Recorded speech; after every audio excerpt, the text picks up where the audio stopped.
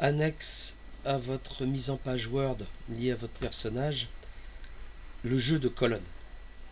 Effectivement, dans le cahier des charges, je vous demande d'appliquer sur certaines pages, celles de votre choix, certaines parties de la journée, un jeu de colonnes. Alors voici comment vous allez pouvoir régler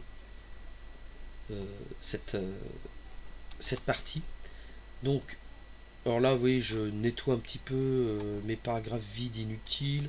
C'est-à-dire que là, vous voyez, je remonte un peu mes sous-titres. Voilà. Là, j'ai un espace un peu trop. Voilà. Donc là, j'ai ma matinée. Je vais régler ma matinée comme ça. Ma journée de matinée. Enfin, ma partie de la matinée. Je vais sélectionner à partir de mon premier sous-titre, à partir de mon premier titre 2. Je laisse le titre 1 tranquille. Et je vais sélectionner tout mes paragraphes, et d'ailleurs mes sous-titres inclus, mes titres 2 inclus, je les sélectionne tous. Donc ça me donne cet état de mon document.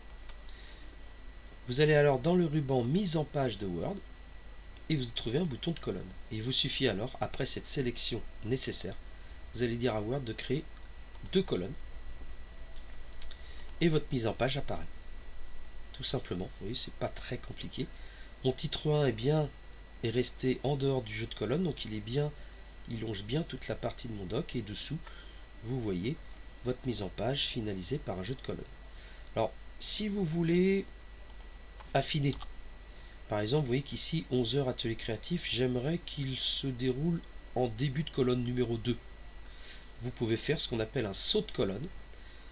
Dans votre ruban mise en page, vous avez des réglages de saut de page et vous trouvez colonne par le clic, par le menu, ou bien directement par le clavier, vous avez un raccourci qui est CTRL, au-dessus votre touche Shift majuscule et la touche Entrée.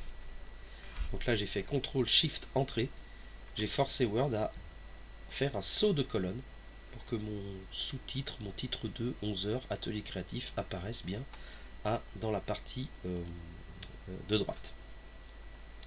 N'hésitez pas alors, pourquoi pas, dans vos mises en page, c'est ce qu'on disait tout à l'heure avec les images, vous pouvez très bien insérer une image, ce coup-ci, librement dans votre conception.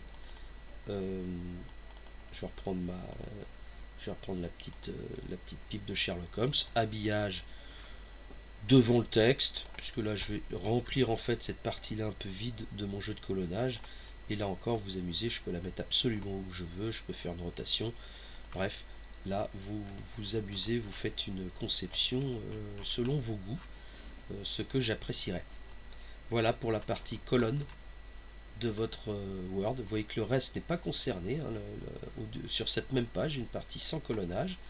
Après mon titre 1, j'ai un jeu de colonnage, mais après derrière, je reprends une mise en page traditionnelle de mon travail.